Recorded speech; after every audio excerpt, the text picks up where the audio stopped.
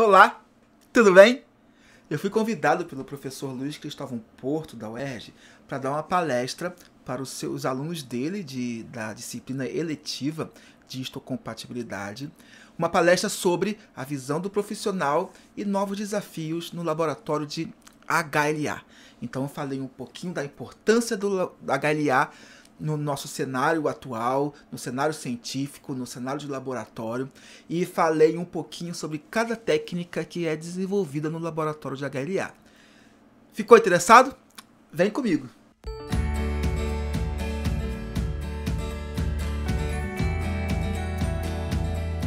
Olá a todos, muito obrigado pelo convite, por estar aqui. Eu me sinto lisonjeado por estar aqui com vocês numa disciplina tão interessante sobre histocompatibilidades, HLA, e fico muito feliz em ver o quanto tem de pessoas aqui, alunos de ciências biológicas, alunos de mestrado, que estão interessados em histocompatibilidade em HLA. Agradeço ao professor Cristóvão pelo convite. Ele me convidou para falar um pouquinho sobre a minha carreira da HLA, como foi a minha passagem pelo laboratório, e também falar um pouquinho sobre as novas técnicas, novas tecnologias. Então eu utilizei tudo aquilo que eu passei no laboratório, as técnicas que eu tive contato, para falar um pouquinho sobre como foi a minha carreira. Então, na verdade, vou falar menos da minha carreira e mais das técnicas do HLA propriamente dito. Aqui nós estamos vendo, nesse GIF, uma célula de câncer sendo atacada por uma célula NK, uma célula natural killer.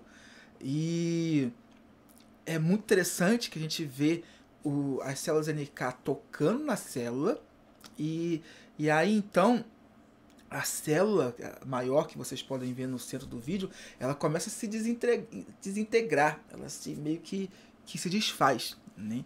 E isso porque as células NK, elas têm essa função de liberar suas enzimas, suas perforinas nas células e matar a célula-alvo. Isso tem tudo a ver com HLA. Direta ou indiretamente, o HLA está atuando para que esse reconhecimento aconteça. E é o que acontece no nosso organismo constantemente, diariamente.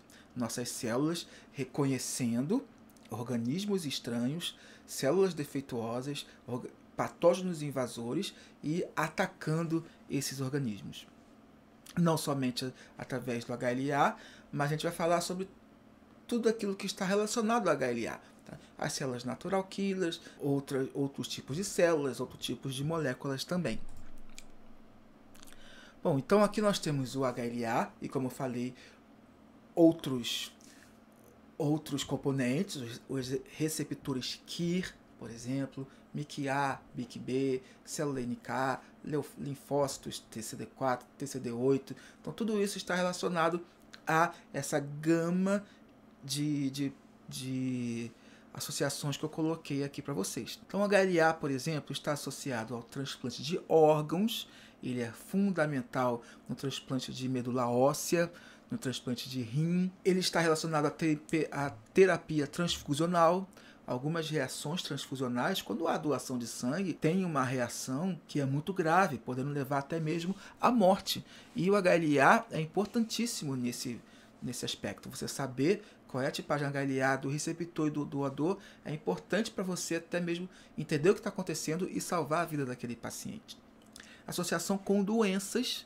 Há muitas doenças em que o HLA torna a pessoa susceptível ou torna a pessoa mais resistente à doença, seja ela autoimune ou viral, por exemplo. Paternidade. Hoje não mais tanto. Hoje temos laboratórios de paternidade que usam marcadores específicos para determinar a paternidade, mas lá no comecinho o HLA era muito usado para definir isso. Como ele é uma genética, uma herança mendeliana simples, né? Aquilo que uma pessoa tem, ele herdou metade do pai, metade da mãe, né? E num teste genético de laboratório, a gente consegue verificar qual haplótipo, qual HLA veio do pai, veio da mãe, e se veio do pai ou se veio da mãe. É até interessante que no laboratório de HLA, quando eu trabalhava, às vezes a gente fazia o exame da família, e quando a gente fazia a análise familiar, baseada nos resultados de genotipagem HLA, a gente via, por exemplo, que o filho não compartilhava um haplótipo HLA com o pai, por exemplo, ou a mãe. Geralmente é o pai, né? Tem um estudo que fala que 10% a 20% dos pais criam filhos que não são seus, né? Então é uma coisa relativamente comum na sociedade. Mas às vezes também da mãe, né? São vários aspectos. E então a gente conseguia ver ali num exame de HLA que aquele filho não compartilhava alguns haplótipos do pai, né? Então, muito provavelmente aquele pai não era o pai biológico daquela criança. Prevenção ao câncer, o HLA também está relacionado, e estudos antropológicos. Tá? O HLA ele é estudado até mesmo para identificar populações humanas, identificar a migração humana através da história. Então, tudo isso a gente consegue ter de informação através do HLA. E como a gente tem falado aqui de Covid, né? Eu até peço desculpa a vocês se não aguentam mais ouvir falar disso, mas tem que falar, porque é o que tem nos afetado muito diretamente. Esse trabalho da USP, idealizado, uma das idealizadoras é a Mariana Zatz, uma pesquisadora muito proeminente aqui no Brasil. Ela notou que alguns casais de pacientes, o marido pegava Covid, mas a esposa, a companheira, não. E ela ficou intrigada com isso, né? Porque numa doença tão transmissível como é o Covid, porque os casais que às vezes compartilhando o mesmo quarto, a mesma cama, a vida em comum, um ficava doente e outro não. Então ela convocou alguns desses casais para fazer uma testagem genética neles. E claro que ela testou o HLA, todo o sistema HLA. E ela viu que, por exemplo, o MIC-A e o MIC-B estavam diferentes, estavam com proporções diferentes entre os infectados e os não infectados. Olha uma das frases que ela colocou nessa reportagem do jornal da USP. Após comparar 86 casais em que um desenvolveu a doença e o outro não, chamados casais discordantes, os pesquisadores observaram, por modelos matemáticos, também chamado in silico, que moléculas MIC-A estavam aumentadas e as MIC-B diminuídas nos indivíduos infectados. Por outro lado, as MIC-B estavam aumentadas nos resistentes. Ou seja, então a gente vê aí um padrão de MIC-A e MIC-B, um MIC-B sendo um fator de proteção para a doença, certo? E o MIC-A sendo um fator de suscetibilidade para a infecção por Covid. Nesse outro trabalho, um pouquinho mais antigo, do ano passado, Malkova, ela elencou alguns genes HLA que estão relacionados à proteção ou à susceptibilidade ao Covid, por exemplo. Então, a gente tem alguns HLAs relacionados aí à proteção contra a Covid, por exemplo, C1203, A202, B1503, e alguns HLAs relacionados à predisposição à Covid. Por exemplo, o A2501, C102, o B4601, que está ali no meio. Esse é um que tem sido frequentemente relacionado à Covid desde o SARS-CoV-1 e também agora no SARS-CoV-2, na Covid-19. E um outro trabalho também interessante relaciona a expressão de HLA DR em monócitos ao tempo e gravidade da infecção. Então, quanto menos expressão de HLA-DR você tem nas suas células, mais grave é a sua doença. Então, daí você vê a importância do HLA numa doença tão recente quanto o Covid, que todos nós estamos vivendo ainda hoje. E todos nós já sabemos alguns fatores que favorecem a doença ou não, né? Então, os idosos, por exemplo, são muito afetados, apesar do perfil estar mudando um pouco e os mais jovens agora estarem mais acometidos, mas, no geral, os mais idosos são infectados, os homens são infectados e o HLA. A3002, B1402, C802, por exemplo, foi elencado pelo Roberto Littera como fatores de risco numa população da Itália. Fatores de proteção: idade menor que 50 anos, mulheres e HLA novamente. HLA A205, B5801, C701, DRB1301. Então você vê que o quanto que o HLA está intimamente ligado às infecções. E é claro que se ele participa tanto das infecções e participa tanto do sistema imunológico, ele está muito ligado à vacina. Selecionei alguns artigos aqui que falam um pouco disso, por exemplo, uma busca para uma vacina contra o HIV, relacionando o HLA-DR também relacionado ao desenvolvimento de vacina. HLA é um HLA não clássico aqui, sendo importante na interação patógeno-hospedeiro para o desenvolvimento de vacina. E claro que também você utiliza HLA para pesquisar a vacina contra o SARS-CoV-2. Nesse artigo do Chaudhry, ele, em sua discussão, ele cita um trabalho de Feng et al. Olha o que ele falou. Da mesma forma, o Feng e colaboradores detectaram um total de 61 epítopos de células B e T, dos quais 11 epítopos de células B e 34 de células T mostraram maior potencial para o desenvolvimento de uma vacina. Claro que mais experimentos são necessários, mas esses epítopos seriam essenciais para a formulação de uma vacina contra SARS-CoV-2. Bom, e o laboratório de HLA em si? Aqui está uma foto um pouco mais antiga do laboratório de HLA, assim que ele foi construído. E o que o laboratório de HLA ele proporciona? Não somente para os seus estudantes, mas para a comunidade científica, para os profissionais. Bom, no laboratório de HLA você pode ser simplesmente um tecnólogo, pode trabalhar na bancada e pronto, acabou. E tem gente que faz isso muito bem e está feliz da vida. Mas você também pode se dedicar a um estudo acadêmico, a fazer um mestrado, a um doutorado, até mesmo uma especialização em HLA, que eu não comentei aqui. Um mestrado profissional, que vai ser mais voltado para o seu dia a dia de tecnólogo de laboratório, também é muito interessante.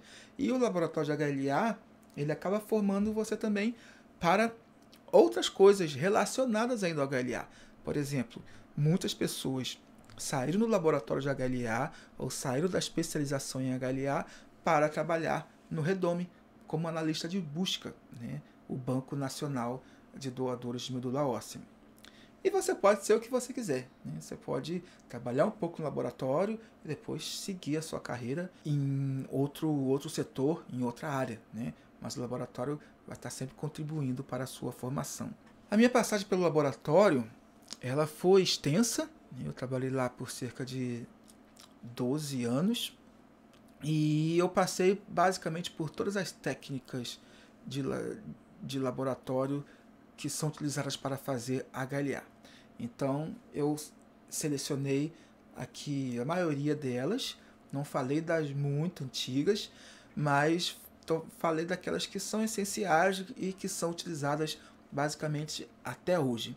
E isso mostra um pouquinho de como foi a minha carreira no laboratório de HLA. A gente começou lá fazendo um PCR-SSP, né? É um PCR sequência específica, utilizando primers para fazer esse PCR, né? Primers específicos. E aí você distribui os primers numa placa, coloca o seu DNA ali e faz a reação no termociclador. A revelação disso é através de um gel de agarose, onde você verifica se houve reações positivas específicas para o HLA, como a gente pode ver aqui no mouse e onde tem o sinal de mais, ou se não houve reação específica, havendo somente o controle interno. Então, baseado nessas reações positivas, a gente consegue chegar a uma tipagem HLA. Não era tão fácil assim, a gente não utilizava uma placa de 96 para otimizar o processo e conseguir fazer 8 pacientes por vez. A gente utilizava uma placa de 384 poços. E claro que tinham esses 2 blocos no termociclador. A evolução do PCR-SSP foi o PCR-SSO. E aí temos 2 técnicas muito parecidas. Uma é o SSOP, que utiliza sondas que estarão atachadas, né? Anexadas, estarão ligadas, presas numa fita de nitrocelulose. E aí, então, você coloca o seu DNA ali, faz uma revelação com streptavidina e peroxidase, e onde o DNA se ligou nas suas sondas, você depois, através dessa revelação, você consegue ver. E aí, também baseado num esquema que o fabricante te dá, você consegue saber qual é a tipagem HLA. Temos também robôs, né? O sistema de automação que facilita a adição de reagentes para fazer a hibridização e também a revelação do substrato. O que mais se popularizou aqui no Brasil foi o PCR-RSSO, o PCR reverso, SSO reverso, que ao invés de você fazer reação na fita, você faz em BIDs, né? Não é o DNA que vai lá se ligar na probe presa, né? A probe vai estar, na verdade, em BIDs, e você pega essas BIDs e coloca junto com o DNA. Tá? Então você também faz a PCR, tudo em biologia molecular. Você vai fazer a PCR, vai ligar as suas sondas que estarão presas na BIDs através de um processo de hibridização, e depois o laser vai identificar as BIDs que se ligaram ou não. Então tudo isso, esse processo de identificação é feito no Luminex. E aquelas BIDs positivas, o software vai trazer para você uma tipagem HLA, baseado naquilo que ele já previamente sabe de combinação de BIDs positivas. Avançando um pouco mais nas técnicas, nós temos o sequenciamento de Sanger. Esse também se popularizou muito como um resultado de tipagem HLA alelo específico. Então antes você tinha um resultado grupo específico, era um HLA meio que genérico, e agora você conseguia, através do sequenciamento, ter um grupo alelo específico. Então agora, por exemplo, você consegue liberar um resultado dizendo que aquele paciente tem uma tipagem HLA 201, mais específico. Isso auxilia muito no transplante de medula óssea ou de rim, por exemplo. A diferença aqui é que nós fazemos uma reação de sequenciamento com o dideoxinucleotídeos. Agora a gente tem um componente marcado também com fluorescência, mas que ele, quando é adicionado ao DNA, ele interrompe a reação. E assim a gente consegue ter a produção de vários fragmentos. Esses fragmentos passarão depois por um gel capilar que vai ser identificado pelo sequenciador, e depois o software vai colocar essas sequências em ordem. Então o que aparece para a gente aqui nesse caso bem bonitinho, são as sequências, os picos de sequências baseados em fluorescência de cada uma das 4 bases nitrogenadas, A, G, T e C. E através dessa sequência a gente consegue identificar o alelo específico do HLA. A evolução dele, então, foi o Next Generation Sequencing, o sequenciamento de próxima geração. É um sequenciamento muito mais robusto, que gera muito mais resultados e que hoje é o que tem se popularizado mais como uma técnica para a realização de HLA. Aqui a gente pode ver, por exemplo, se antes a gente tinha uma sequência de DNA sendo identificada, agora cada tracejadinho desse aqui é um fragmento de DNA. Tá? E aí, então, uma posição é suportada, né, é corroborada por vários fragmentos. Se antes eu tinha agora eu tenho 120, 80 fragmentos que estão ali naquela posição para dizer que se ali tem uma citosina, um C, então é porque é C mesmo. Eu vou voltar um pouquinho em NGS daqui a pouco, mas antes deixa eu falar um pouco da identificação de anticorpos anti-HLA. Basicamente temos o crossmatch com 2 variações de técnica. Temos o CDC crossmatch, que é o crossmatch por citotoxicidade dependente de complemento, que basicamente é você pegar o soro do paciente, que contém os anticorpos anti-HLA que você quer investigar, e misturar esse soro com os linfócitos do doador. A essa reação, você adiciona um complemento. Se os seus anticorpos forem específicos contra as células do doador, os anticorpos vão se ligar, o complemento vai identificar isso e vai lisar as células, vai matar as células. E aí então você consegue verificar isso ao microscópio.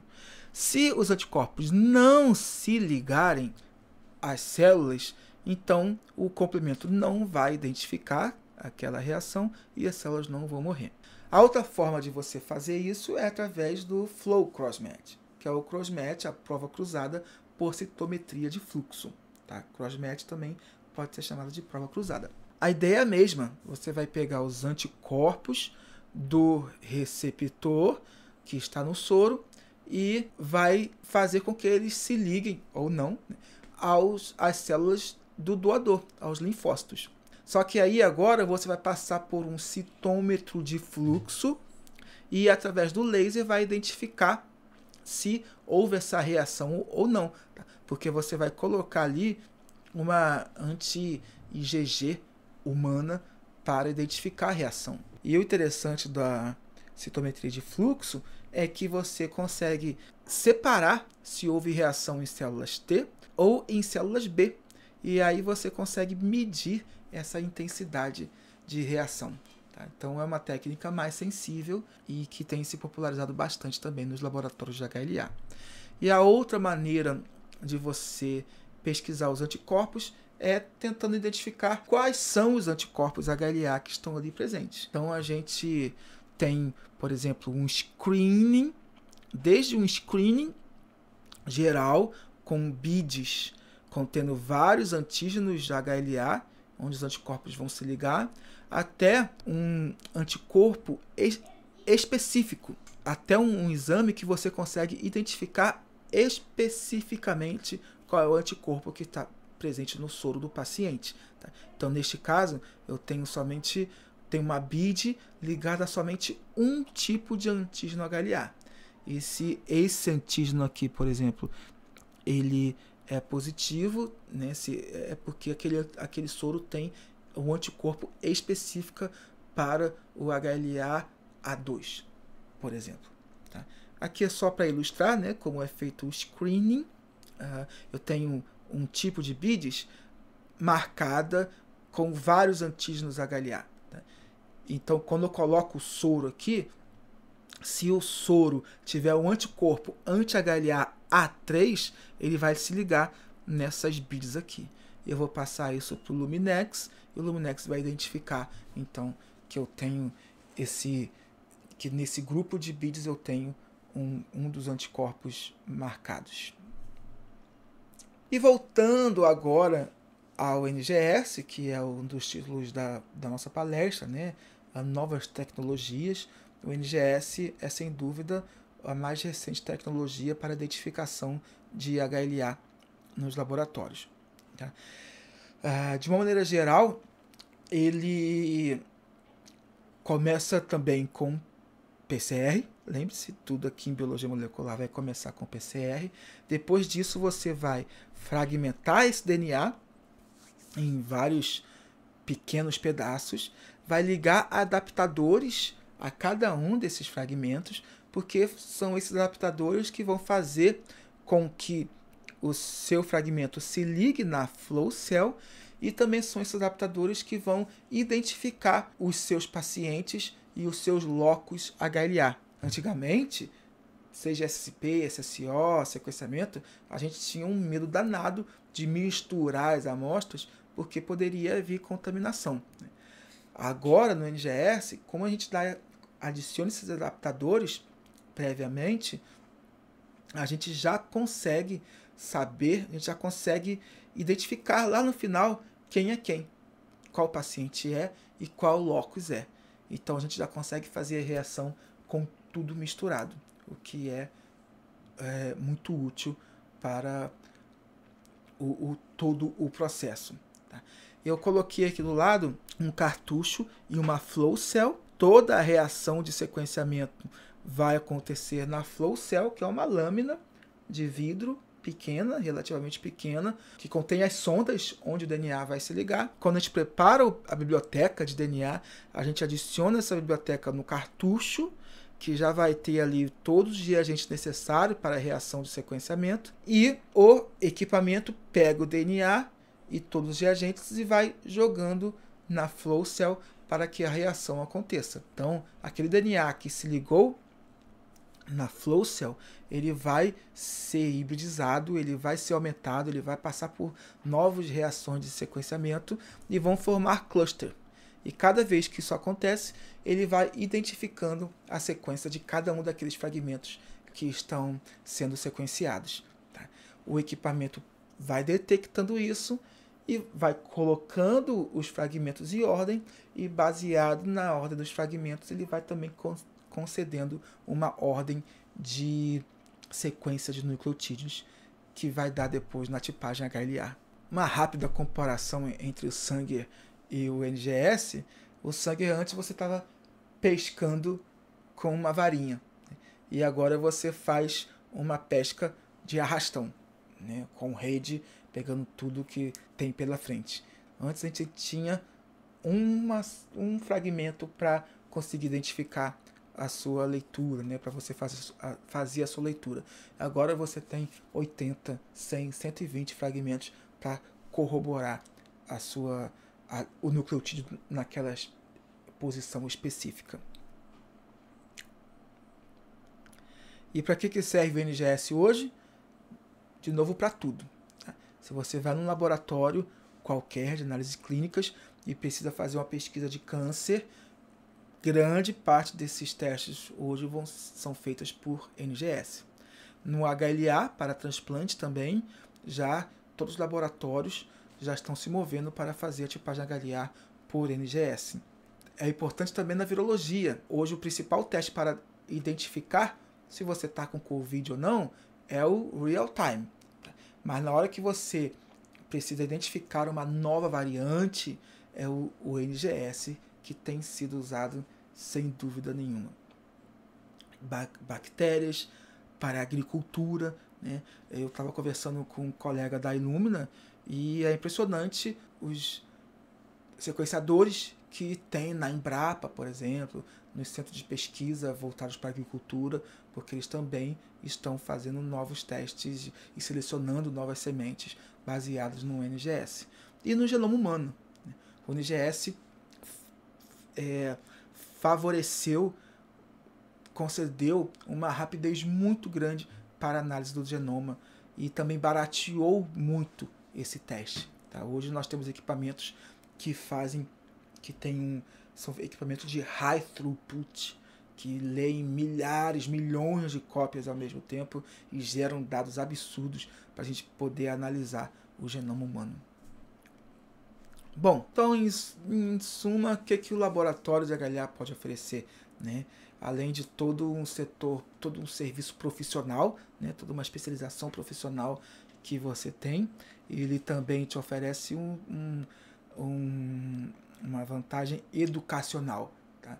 Como eu também tinha que falar um pouquinho da minha carreira, né, no HLA, eu separei aqui, por exemplo, alguns congressos que eu pude participar, o congresso da Associação Brasileira de Transplante de Órgão, o congresso da Sociedade Brasileira de Transplante de Medula Óssea, a SBTMO, alguns estágios que eu pude fazer, não somente fora do Brasil, por exemplo, aqui eu selecionei a Emory University em Atlanta, também Stanford na Califórnia, mas também pude conhecer outros laboratórios aqui no Brasil, o laboratório do Hospital Albert Einstein, e também pude aprender muito com essas pessoas.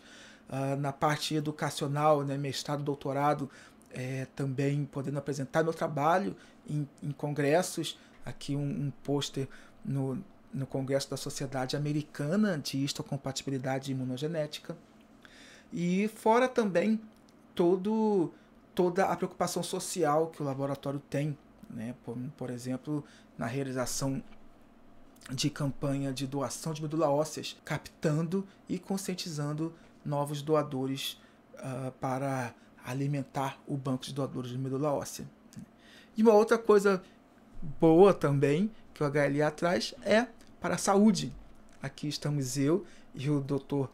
Cristóvão numa corrida que o laboratório de HLA promoveu para a conscientização de pessoas sobre a importância de ser um doador de medula óssea e também para captar novos doadores, né? Então aqui estamos nós correndo, e com esse Vzinho da vitória e com esse tchau eu me despeço aqui de vocês, mas não sem antes falar um pouquinho do nosso canal de YouTube. É o DHLA Channel, é um canal onde eu coloco algumas palestras que eu faço relacionadas ao meu trabalho, e também temos algumas contribuições, como por exemplo o Dr. Rômulo, que é do laboratório de HLA da UERJ, também tem contribuído para o canal. E se você aí agora apontar a câmera do seu celular para esse QR Code, você pode ter acesso ao YouTube, e aí você segue lá o canal, ativa o sininho. Por exemplo, eu estou para postar um vídeo sobre a associação justamente de HLA e Covid, né? Então, se você se interessou por esse assunto e quiser saber um pouquinho mais da importância do HLA no Covid, você vai poder saber através do vídeo que nós vamos postar. Obrigado a todos pela participação, fico muito lisonjeado que vocês terem aqui me ouvido. Muito obrigado.